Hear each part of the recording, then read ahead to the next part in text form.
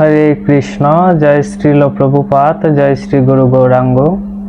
প্রিয় ভক্তগণ, আজকের ভিডিওতে আমরা শ্রীমদ্ ভগবদ গীতার খুব গুরুত্বপূর্ণ একটি শিক্ষা নিয়ে আলোচনা করব। তাই ভিডিওটি অবশ্যই ধৈর্য সহকারে শ্রবণ করবেন, কারণ আধ্যাত্মিক বিষয়গুলো, পারমার্থিক বিষয়গুলো আমরা যদি ধৈর্য সহকারে শ্রবণ না করি তাহলে আমরা কিছুই শিখতে পারি না এবং আমাদের জীবনেও পরিবর্তন আসে না। তাই ভিডিওটি অবশ্যই শেষ পর্যন্ত দেখবেন। আশা করি এই ভিডিওটি দেখে আপনারা অবশ্যই আধ্যাত্মিক জ্ঞানে সমৃদ্ধ হতে পারবেন। তো আপনারা সকলেই জানেন, শ্রীমদ্ ভগবদ গীতায় 700টি শ্লোক রয়েছে, 18টি অধ্যায় রয়েছে। সেই 18টি অধ্যায়কে আচার্যগণ 3টি ভাগে ভাগ করেছেন। প্রথম 6টি অধ্যায় অর্থাৎ 1 থেকে 6 অধ্যায়কে বলা হয় কর্ম শতক, সপ্তম থেকে দ্বাদশ অধ্যায়কে বলা হয় ভক্তি শতক, ত্রয়োদশ থেকে অষ্টাদশ অধ্যায়কে বলা হয় জ্ঞান শতক। তো এভাবেই 18টি অধ্যায়কে 3 ভাগে ভাগ করা হয়েছে। এই 18টি অধ্যায়ের মধ্যে মাঝখানের যে 6টি অধ্যায় রয়েছে ভক্তি শতকের সপ্তম থেকে দ্বাদশ, এই 6টি অধ্যায় হচ্ছে ভগবদ গীতার সবচাইতে গুরুত্বপূর্ণ অধ্যায়। সেজন্য এই 6টি অধ্যায়কে মাঝখানে রাখা হয়েছে। যেমন আমাদের বাড়িতে যখন কোনো গুরুত্বপূর্ণ কিছু থাকে তখন আমরা সেটাকে কি ড্রয়িং রুমে রাখি? অবশ্যই রাখি না। সেটাকে আমরা অত্যন্ত যত্ন সহকারে লকারের মধ্যে রাখি, যাতে কেউ সেটি দেখতে না পায়, সহজে খুঁজে না পায়। ঠিক সেরকমভাবে ভগবদ গীতার মাঝখানের যে 6টি অধ্যায় সপ্তম থেকে দ্বাদশ, সেটি অত্যন্ত গুরুত্বপূর্ণ, তাই সেটিকে মাঝখানেই রাখা হয়েছে।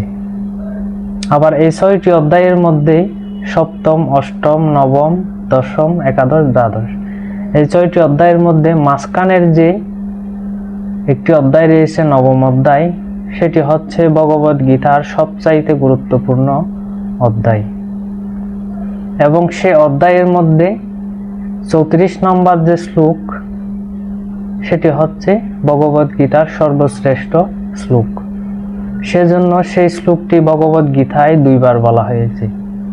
প্রথম হচ্ছে নবম অধ্যায়ের 34 নম্বর শ্লোকে এবং দ্বিতীয়বার হচ্ছে অষ্টাদশ অধ্যায়ের 65 নম্বর শ্লোকে। তো এই শ্লোকটি হচ্ছে পুরো ভগবদ গীতার সর্বশ্রেষ্ঠ শ্লোক। এই শ্লোকের মাধ্যমে ভগবান আমাদেরকে ভগবদ ধামে ফিরে যাওয়ার, আমাদের প্রকৃত আলোয়ে ফিরে যাওয়ার সন্ধান দিয়েছেন। এই শ্লোকটিকে বলা হয় ভগবদ ধামের চাবিকাঠি।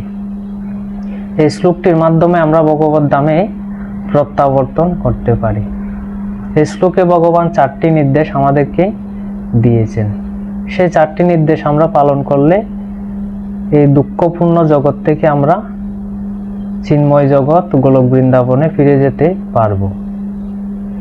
তো সেই শ্লোকটি হচ্ছে মন্মনা ভব মদ্ভক্ত মত ইয়াজিমাম নমস্কুরু মাম এব এষ্যসি ইয়োক্তব্যম আত্মানং মত পরায়ণ। আবার অষ্টাদশ অধ্যায়ে এই শ্লোকটি একটু ভিন্নভাবে উপস্থাপন করা হয়েছে। মন্মনা ভব মদ্ভক্ত মত ইয়াজিমাম নমস্কুরু মাম এব এষ্যসি সত্যন্তে প্রতি জানে প্রিয়সীম। ভগবান শ্রীকৃষ্ণ বলছেন, তোমরা যদি 4টি নির্দেশ পালন করতে পারো, আমি 4টি নির্দেশ দিচ্ছি, সেই 4টি নির্দেশ যদি তোমরা পালন করতে পারো তাহলে মাম এব এষ্যসি, মাম মানে আমার, এব মানে অবশ্যই, এষ্যসি মানে প্রাপ্ত হবে, অর্থাৎ তোমরা আমাকে অবশ্যই লাভ করতে পারবে। সত্যমতে, এটা হচ্ছে আমার সত্য প্রতিজ্ঞা, কারণ প্রিয় অসীমে, তোমরা আমার অত্যন্ত প্রিয়। বিশেষ করে অর্জুনকে বলেছেন, হে অর্জুন, তুমি আমার অত্যন্ত প্রিয়, তাই তোমাকে আমি এই গুহ্যতম কথাটি, গুহ্যতম নির্দেশটি দিচ্ছি। তুমি উপরোক্ত 4টি নির্দেশ পালন করো, তাহলে অবশ্যই তুমি আমাকে প্রাপ্ত হতে পারবে। সত্যমতে, আমি তোমাকে সত্যি সত্যিই প্রতিজ্ঞা করছি। এটি হচ্ছে ভগবানের প্রতিজ্ঞা, এটি কোনো জড় মানুষের প্রতিজ্ঞা নয়, কোনো ত্রুটিপূর্ণ মানুষের প্রতিজ্ঞা নয়, এটি হচ্ছে স্বয়ং ভগবানের প্রতিজ্ঞা। তাই আমরা যদি 4টি নির্দেশ পালন করি ভগবানের, তাহলে আমরা অবশ্যই ভগবানকে লাভ করতে পারবো। তো সেই 4টি নির্দেশ কি? 1 নাম্বার হচ্ছে মনমনা ভব। ভগবান বলছেন, তুমি সব সময় আমার চিন্তায় নিমগ্ন হও, সব সময় তুমি আমার চিন্তা করো। এটি হচ্ছে 1 নাম্বার উপদেশ। তো আমরা সব সময় ভগবানের চিন্তা কিভাবে করব, কিভাবে সেই চিন্তাটা আমাদের মধ্যে আসবে? তো আচার্যগণ বলেছেন, কৃষ্ণ ভাবনা উন্নয়নের শ্রেষ্ঠ উপায় হচ্ছে পরম পবিত্র হরে কৃষ্ণ মহামন্ত্র জপ করা। আমরা যদি প্রতিদিন নির্দিষ্ট সংখ্যক হরে কৃষ্ণ মহামন্ত্র জপ করি, তাহলে আমরা সব সময় কৃষ্ণ ভাবনাময় থাকতে পারবো। যেমন আপনি 2 মালা জপ করতে পারেন, 4 মালা, 8 মালা, 16 মালা যদি প্রতিদিন নিয়মিত জপ করেন, তাহলে দেখবেন আপনি সারা দিনই কৃষ্ণ ভাবনাময় থাকতে পারবেন, সব সময় কৃষ্ণ চিন্তা আপনার মধ্যে আসবে। এটা 100% গ্যারান্টেড। 2 নাম্বার হচ্ছে মদ ভক্ত। কৃষ্ণ বলছেন, তুমি আমার ভক্ত হও। তো আমরা কিভাবে কৃষ্ণের ভক্ত হতে পারি? কৃষ্ণের নির্দেশগুলো সঠিকভাবে পালন করার মাধ্যমে আমরা কৃষ্ণের ভক্ত হতে পারি। 3 নাম্বার হচ্ছে মত ইয়াজি। কৃষ্ণ বলছেন, তোমরা কেবলমাত্র আমার পূজা করো। আমরা ভগবানকে ধূপ নিবেদন করতে পারি, দীপ নিবেদন করতে পারি, পুষ্প নিবেদন করতে পারি, নৈবেদ্য নিবেদন করতে পারি। এভাবে আমরা কৃষ্ণের পূজা করতে পারি। 4 নম্বর হচ্ছে নমস্কুরু। কৃষ্ণ বলছেন, কেবলমাত্র আমাকেই নমস্কার করো। তো ভগবানকে নমস্কার বা প্রণাম করার কিছু বিধি রয়েছে, সেই সম্বন্ধে শাস্ত্রে বলা হচ্ছে, বামে প্রণমেদ বিষ্ণু, অর্থাৎ ভগবানকে সব সময় বাম পাশে রেখেই প্রণাম করতে হয়। সেজন্য আপনারা দেখবেন ইসকন মন্দিরে গেলে সেখানে বাম পাশে রেখে, ভগবানকে বাম পাশে রেখেই প্রণাম করা হয়। এটি হচ্ছে শাস্ত্রীয় বিধান। তাই ভগবানকে বাম পাশে রেখে আমাদেরকে প্রণাম করতে হবে।